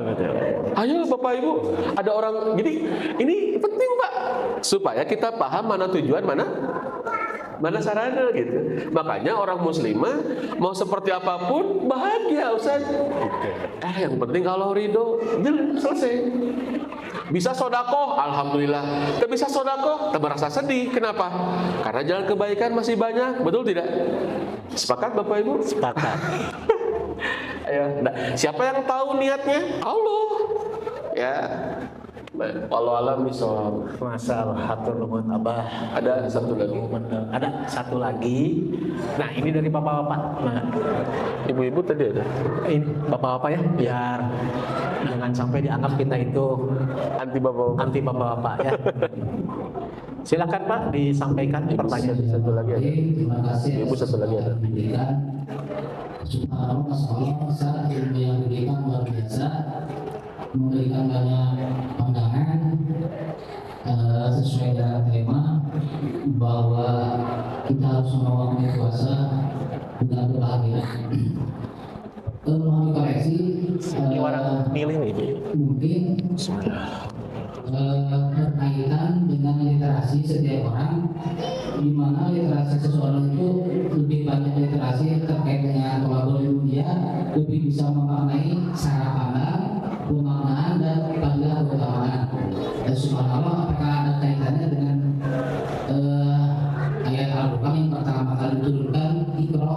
Dan subhanallah, saya melihat ada keterkaitan Iqra dengan bagaimana dia menambah literasi untuk lebih memaknai kebahagiaan mencapai tujuan saum itu. Mungkin itu pandangan. Dan ada satu pertanyaan saya, bagaimana kalau kita menjalani saum itu ada motivasi ganda, mungkin istilahnya di satu sisi kita ingin semata-mata saum itu berada Allah, di satu sisi lain ada motivasi kesehatan. Karena banyak literasi yang berhubungan dengan keutamaan saum dan kesehatan. Apakah salah motivasi seperti itu? Demikian saya. Ya. Assalamualaikum warahmatullahi wabarakatuh. Terima kasih Bapak. Abah membisiki saya untuk Ibu satu orang lagi, silakan. Barangkali ada yang oke. Salah. Bismillahirrahmanirrahim. Ya Ustaz, mohon izin Ustaz menambah. Kan di bulan Ramadan itu kan setiap muslim pasti berlomba-lomba untuk berbuat kebaikan. Di antaranya pasti itu setiap satu hari itu udah berapa juz gitu ya.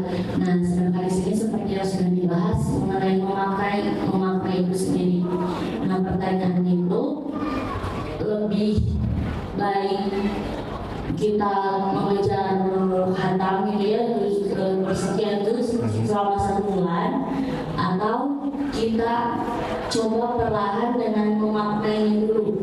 Gitu Ustaz, karena kan sempat mendengar kemarin juga ikut kajian itu, kalau kita hanya membaca sebatas lisan tanpa memahami itu, kita belum bisa disebut dekat dengan Al-Quran. Seperti itu. Jadi kan seperti misalnya ayat sekian kita membacanya saja gitu, tapi kita tidak paham makna dari ayat itu sendiri apa. Baik, cukup, terima kasih Ibu. Pertanyaan dari Bapak tadi pertama mungkin berbagi ya wawasan terkait dengan hubungannya dengan Iqra tadi ya. Dapat insight lah ya. Iya, yang kedua adalah niat lebih dari satu, lillahi, tapi juga ingin sehat. Mengapa?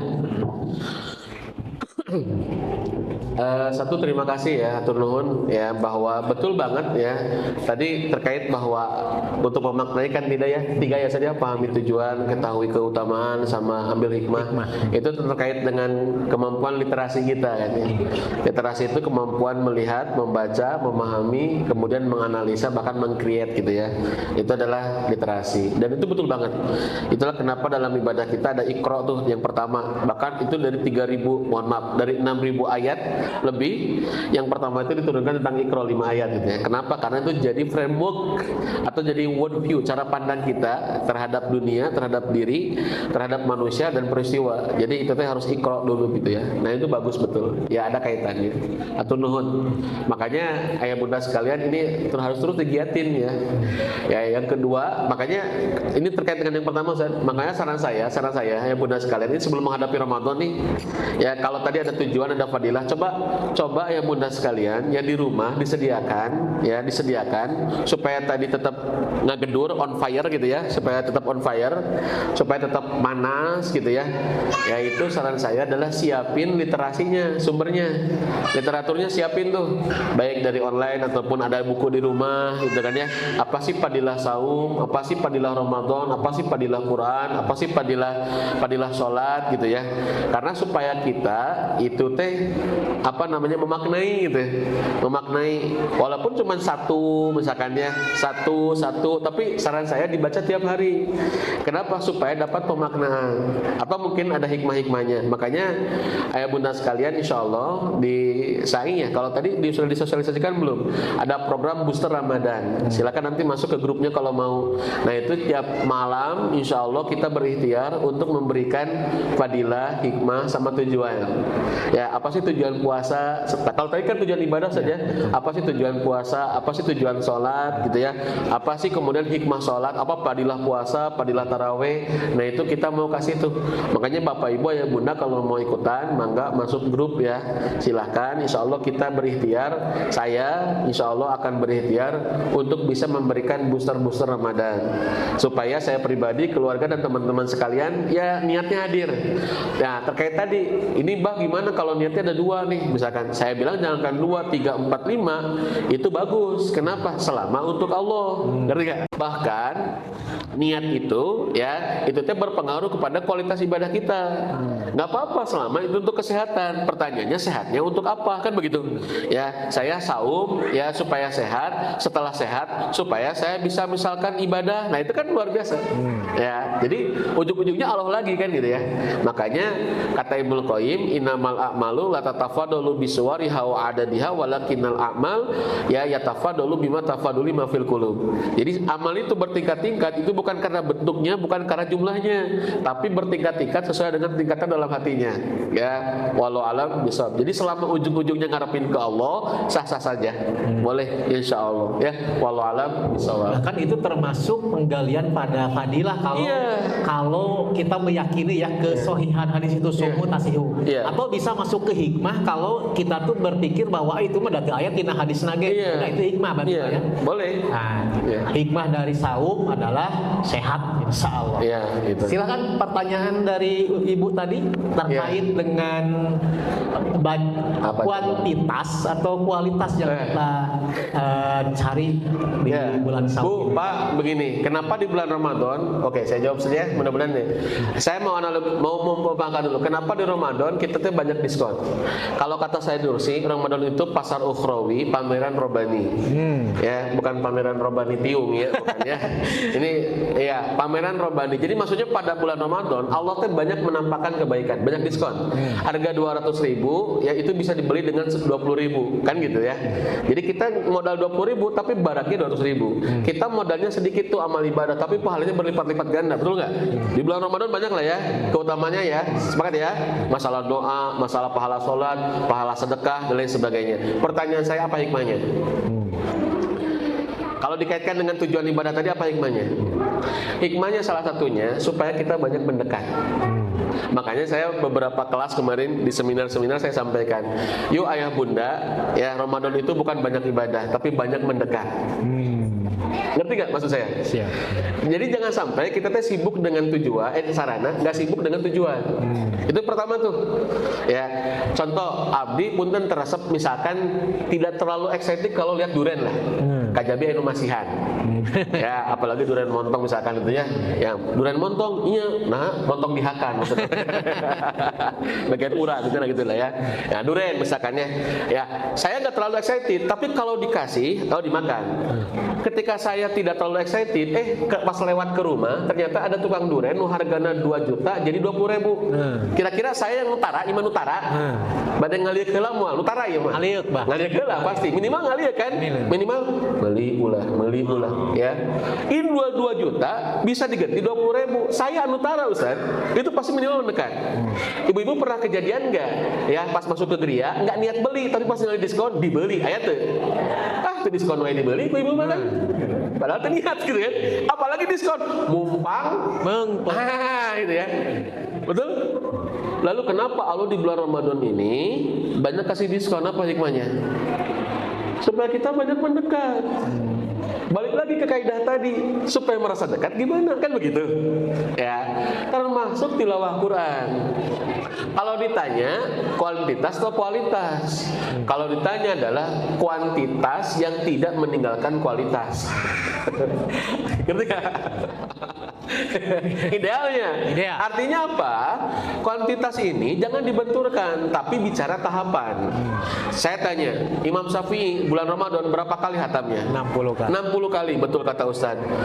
Tapi substansinya apa? Hatamnya? Bukan, karena memang Imam Syafi'i levelnya udah itu. Ya, ini mohon maaf, ada orang yang ngejar hatam tapi mad wajib teu dibaca. Ya. Ya jeung majait sarua keneh. Gitu kan ya, masilah qosiro jeung masilah tawilah we bedana. Ya, ieu teh ha tanapi kho gitu kan ya. Enggak jelas juga. Mohon maaf, bagaimana mau dekat gitu ya. Bagaimana mau dekat, itu yang pertama. Yang kedua, ya, Islam mengajarkan untuk tadabur. Quran itu untuk tadabur, itu dipahami. Walaupun puntennya ayah bunda sekalian, tadabur itu kita nggak akan pernah selesai. Ya, ibu, ya teteh, mentadaburi memaknai satu ayat itu subhanallah, itu bisa jadi nggak pernah selesai satu hari. Tapi minimal jangan terbiasa mengabaikan. Kenapa? Karena Al-Quran diturunkan untuk ditadaburi. Kitabun anzalnahu ilaika mubarakun liyadabbaru ayatihi. Surat ayat 29. Inilah Alkitab, inilah Al-Quran yang kami turunkan ya untuk ditadaburi. Jadi mohon maaf ya bunda sekalian, saran saya ya kuantitas yang tidak meninggalkan kualitas. Tetap kita ada targetan, tapi jangan terbiasa mengabaikan. Begitu ya. Ya itu saran dari saya ya. Kenapa? Pertanyaannya, kita bisa gak merasa dekat kepada Allah lewat Quran? Itu ingat ya, jangan terjebak dengan tadi nominalnya. Tapi tujuan ibadah teh naon gitu ya. Karena tujuan ibadah ini adalah mendekat. Karena ada orang mohon maaf naudzubillahi min dzalik. Ini hatam Quran atau ada selesai orang berquran, bahkan berkali-kali berinteraksi dengan Quran, tapi hatinya biasa-biasa wae. Mohon maaf, bukan salah Qurannya. Bisa jadi tata cara kita dalam berqurannya. Saya tanya, ada nggak orang yang olahraga tapi jadi penyakit? Ada nggak? Ada. Salah olahragana? Bukan. Bisa jadi salah orangnya sebelum olahraga. Atau udah futsal jam 10:30 peuting, ya. Nepak nepi ka jam 12:30 peuting, ya. Salah nepakna? Bukan. Ngerti nggak, San? Ada orang yang beribadah, berquran, sholat, tapi nggak jadi bahagia, nggak jadi merasa dekat. Mohon maaf, bukan salah ibadahnya. Ya, tapi tadi ada tata cara yang tidak dilakukan olehnya. Wallahu a'lam bishawab ya. Mudah-mudahan ayah bunda ini jadi motivasi kita. Mana sih nu jadi lebih utama gitu ya. Jangan sampai kita terbiasa mengabaikan niat untuk mendekat. Wallahu a'lam bishawab. Ya. Alhamdulillahirabbil alamin. 1 jam ditambah 30 menit 1 jam 30 menit kita menggali pembahasan terkait dengan agar Ramadan terasa membahagiakan. Mudah-mudahan dengan Bapak Ibu semuanya menyimak pada kesempatan sore ini, apa yang telah kami sampaikan, Abah sampaikan itu bermanfaat sehingga menjadi bekal yang sangat penting untuk mengarungi saum Ramadan 1446 Hijriah ini, bukan sebagai beban yang membahayakan, tapi insya Allah membahagiakan. Amin ya Rabbal Alamin. Sebetulnya masih banyak yang mungkin Bapak Ibu ingin tanyakan, tapi waktu juga saya berikan kesempatan pada Abah untuk closing statement mungkin Bang 2 atau 3 menit kami persilakan. Iya, hatur nuhun Ustaz Ramdan ya. Ayah bunda, tapi ingat ya, semua ini hanya ikhtiar kita. Hanya ikhtiar kita. Dan Allah yang menumbuhkan hati kita merasa dekat atau enggak. Saya tutup dengan syarat Al-Hujurat. Walakin Allah habbaba ilaikumul imana wa zayyanahu fi qulubikum wa karraha ilaikumul kufra wal fusuqa wal isyan ulaika humur rasyidun. Apa kata Allah? Akan tetapi Allah lah yang menumbuhkan iman dalam diri kalian, dan Allah lah yang menghiasi iman itu dalam hati kalian. Allah, bukan kita. Dan Allah yang membuat kalian benci terhadap kekufuran, kefasikan, dan kemaksiatan. Apa kata Allah? Merekalah orang-orang yang mendapatkan petunjuk. Merekalah yang mendapatkan orang-orang kebenaran.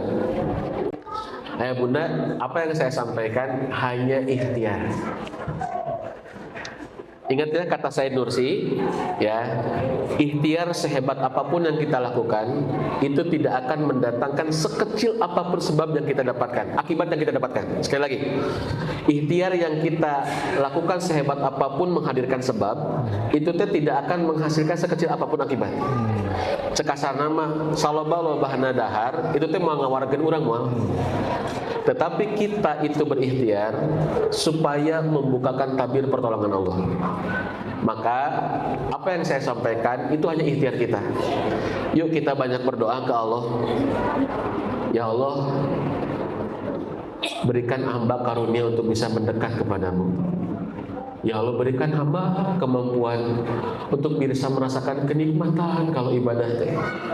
Ya Allah, hamba teh lemah gitu ya, hamba teh bodoh, hamba teh nggak mampu, hamba teh banyak dosa, kayaknya nggak layak ya Allah. Tapi kepada siapa lagi hamba meminta kalau nggak kepada Engkau ya Allah. Nah minta Pak. Jadi sebelum mengamalkan tadi tips-tips dari saya, Anda berdoa dulu. Ya Allah, aku mah hanya ikhtiar. Bantu hamba ya Allah. Bahkan dari surat Al-Hujurat ayat ke-7 itu ada doa dari Nabi Ustaz. Allahumma ya habib ilainal iman wa zayyinhu fi qulubina. Ya Allah, tumbuhkan keimanan dalam hati kami dan hiasi keimanan itu dalam hati kami ya Allah. Wa karih ilainal kufra wal fusuq wal isyan, dan berikan kami kebencian kepada kekufuran, kefasikan dan kemaksiatan. Waj'alna minar rasyidin, dan golongkan kami termasuk orang-orang yang mendapatkan kebenaran, yang mendapatkan petunjuk.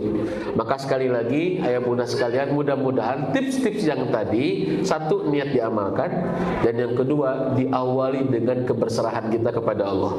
Jangan sampai ilmu yang ada mengurangi keberserahan kita kepada Allah, karena ilmu hanya ikhtiar, dan ikhtiar hanya membukakan pintu pertolongan Allah, bukan tersebabkan kemampuan kita. Barakallahu fikum, hatur nuhun, mudah-mudahan bermanfaat. Wilujeng sasi siang, wilujeng Ramadan. Mudah-mudahan Allah sampaikan kita ke bulan Ramadan ya, walaupun hitungan hari saja. Ya, dan mudah-mudahan selamat menikmati.